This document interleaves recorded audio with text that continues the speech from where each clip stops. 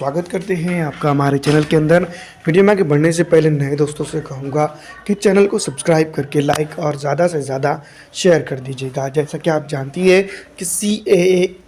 और EVM ये दो ऐसी चीज़ें हिंदुस्तान के अंदर दिखाई दे रही है फ़िलहाल, जिसको लेकर तो काफ़ी चर्चा हो रही है। दोस्तों मैं आपको बता दूँ कि सिटीज़न अमेंडमेंट एक्ट को अगर हम छोड़ दिया जाए तो सबसे ज़्यादा घातक भारतीय डेमोक्रेसी को अगर कोई चीज़ है तो वो इलेक्ट्रॉनिक वोटिंग मशीन है। इस तरह का कहना जो है तो मौजूदा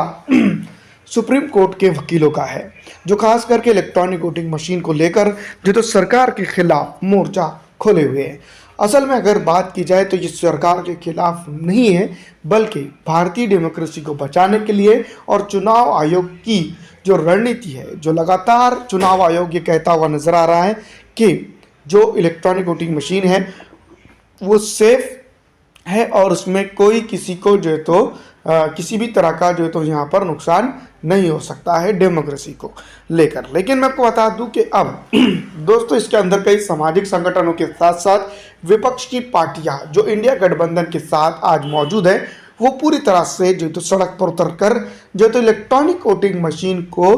ख़त्म करके बैलेट पेपर पे वापस आना चाह रही है। लेकिन इससे पहले अगर हम देखें इलेक्ट्रॉनिक वोटिंग मशीन का इतिहास को अगर हम समझें तो इलेक्ट्रॉनिक वोटिंग मशीन का इतिहास भारत के अंदर कहाँ से शुरू होता है और कहाँ पर जो तो उसकी ख़त्म करने की कोशिश की जा रही है, उसके ऊपर जो तो हमें काफ़ी चर्चा करने की सख्त ज़रूरत है। सबसे पहले मैं आपको बता दूं कि इलेक्ट्रॉनिक वोटिंग मशीन की अगर हम बात करें तो मैं आपको बता दूं कि भारत के अंदर जो तो इसका इतिहास काफ़ी पुराना नहीं है और इलेक्ट्रॉनिक वोटिंग मशीन के ज़रिए जिस तरह से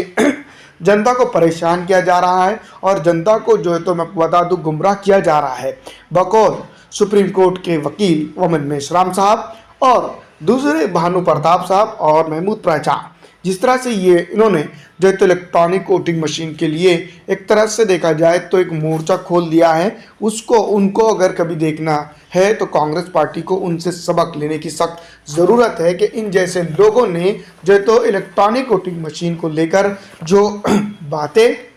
वो कर रहे हैं, जो काम वो कर रहे हैं, वो अगर 1% भी भारतीय राष्ट्रीय कांग्रेस पार्टी कर लेती है तो ये बात आप समझ लीजिएगा कि भारत के इतिहास में सबसे पहले और सबसे बेहतर ये काम होगा कि इलेक्ट्रॉनिक वोटिंग मशीन को बैन कर दिया जाएगा। दूसरी तरफ मैं आपको बता दूं दोस्तों कि जब से 5 राज्यों के मुकम्मल चुनाव हुए थे तब से जो है तो इलेक्ट्रॉनिक वोटिंग मशीन के ऊपर ज़्यादा सवाल उठ रहे थे, ये बात बिल्कुल नहीं है। इससे पहले भी जब विधानसभा चुनाव हुए थे बिहार के, तब से ही जो है तो मैं बता दूं कि इलेक्ट्रॉनिक वोटिंग मशीन के ऊपर सवाल खड़े होते हुए आ रहे हैं। दूसरी तरफ मैं आपको बता दूं कि जब बिहार के चुनाव के बाद उत्तर प्रदेश के विधानसभा चुनाव हुए थे 2022 के अंदर, तब भी इलेक्ट्रॉनिक वोटिंग मशीन को लेकर लगातार ऐसे सवालात उठे जिसको लेकर इलेक्ट्रॉनिक वोटिंग मशीन को संदिग्ध तौर पर बैन करने की बात कर दी गई। दोस्तों मैं आपको बता दूं कि इलेक्ट्रॉनिक वोटिंग मशीन एक तरह से अगर देखा जाए तो अब भारतीय राजनीति के विपक्ष के लिए एक बड़ा मुद्दा बन चुका है और मैं आपको बता दूं कि तमाम तर दूसरी पॉलिटिकल पार्टियां जो सत्ता में विराजमान है या एनडीए ग्रुप का हिस्सा है, वो ये तक कहते हुए नजर आ रही हैं कि एनडीए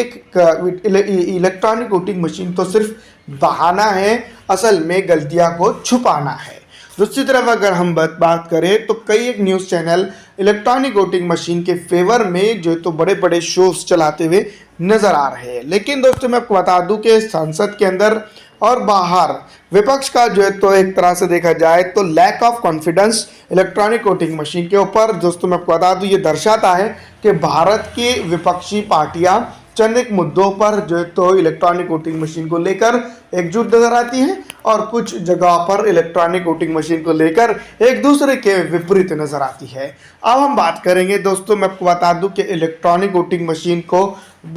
चुनाव आयोग जो है तब तक के मजबूत हथियार के तौर पर इस्तेमाल कर रहा है भारतीय डेमोक्रेसी को डिफेंस करने में। दूसरी तरफ मैं आपको बता दूं कि वो डेमोक्रेसी की बात करते हुए जो तो यहाँ पर एक बात मैं आपको सामने पेश करना चाहता हूँ, वो ये है कि जो इलेक्ट्रॉनिक वोटिंग मशीन में वोटिंग करने वाला मतदाता जब नाराज़ है इलेक्ट्रॉनिक वोटिंग मशीन से, अधिकांश मतदाता नाराज़ है, लेकिन वहीं मैं आपको बता दूं कि भारतीय चुनाव आयोग ये बात कहते हुए थक नहीं रहा है कि electronic voting machine safest method है चुनावों का। तो यहाँ पर कहीं ना कहीं ये बात समझ में नहीं आती है कि एक तरफ जो है तो चुनाव आयोग पर भरोसा जनता का नहीं रहा है, और दूसरी तरफ मैं आपको बता दूं जो शुरू से नहीं रहा है, सिर्फ प्रधानमंत्री नरेंद्र मोदी की गवर्नमेंट आई तब से ही बात नहीं है, जबकि पहले जब प्रधानमंत्री नरेंद्र मोदी जी की गवर्नमेंट नहीं थी उससे पहले भी चुनाव आयोग जो तो संदिग्ध रहा है, और उसको लेकर दोस्तों कई सवालात खड़े हुए हैं जनता के अंदर। अगर हम बात करेंगे तो फिलहाल दोस्तों मैं आपको बता दूं जो इलेक्ट्रॉनिक वोटिंग मशीन है उसको लेकर जिस तरह से सवालात खड़े किए जा रहे हैं या सवालात खड़े हो रहे हैं, उसको लेकर जो है तो सबसे बड़ी बात ये है कि यहाँ पर मैं आपको बता दूं कि जो जनता है वो पूरी तरह से परेशान है कि जहाँ पर देखो वहाँ पर जो है तो कौन आकर चुनकर आ जा रहा है। लेकिन अगर हम बात करेंगे चुनाव आयोग आज भी उसके डिफेंस में खड़ा हुआ है, ये सबसे बड़ी बात है। चुनाव आयोग को अपनी छवि के लिए ये करना सख्त ज़रूरी है ताकि जो है तो मैं बता दूं कि जनता का डेमोक्रेसी पर भरोसा पूरी तरह से कायम रह सके कि electronic voting machine safest method है, और जो है तो मैं बता दूं कि इसके ज़रिए उसको बार बार इसको प्रूफ करना सख्त ज़रूरी है, क्योंकि हम बार बार ये सुनते हैं कि आप एक सुरक्षित और सशक्त नागरिक है, साक्षरता आपको ज़रूरी है तो वोटिंग कीजिए, ये करना है तो वोटिंग कीजिए, वो जो भी है जिस तरह से इलेक्ट्रॉनिक वोटिंग, जिस तरह से चुनाव आयोग इसके ऊपर हमें आग्रह करता है, तो चुनाव आयोग को ये भी बताना ज़रूरी है कि उसका जो ये मेथड है चुनाव कराने का वो भारत का सबसे परफेक्ट मेथड है और पूरी दुनिया का सबसे परफेक्ट मेथड है चुनाव कराने का। तो ये इम्पॉर्टेंट चीज़ है, यहाँ पर हमें जो है तो समझने की ज़रूरत है। लेकिन दोस्तों मैं आपको बता दूं कि बार बार हमें ये समझाया जा रहा है कि इलेक्ट्रॉनिक वोटिंग मशीन सेफेस्ट है। दूसरी तरफ मैं आपको बता दूं कि बार बार विपक्षी पार्टियों के ज़रिए से ये बताया जा रहा है चुनाव आयोग को और जनता को कि इलेक्ट्रॉनिक वोटिंग मशीन ख़राब है और इसमें गड़बड़ी चलकर जो तो हड़बड़ी होती है और चुनाव जो तो हम हार जाते हैं। तो दूसरी बात मैं आपको बता दूं कि तमाम तर झेल और झमेलों के पीछे अगर देखा जाए ना दोस्तों, तो मैं आपको बता दूं कि कहीं ना कहीं चुनाव आयोग को इस मेथड को अब बंद कर देना चाहिए ताकि टंटा ही नहीं रहना चाहिए। क्योंकि मैं आपको बता दूं विपक्ष हो के सत्ता पक्ष हो,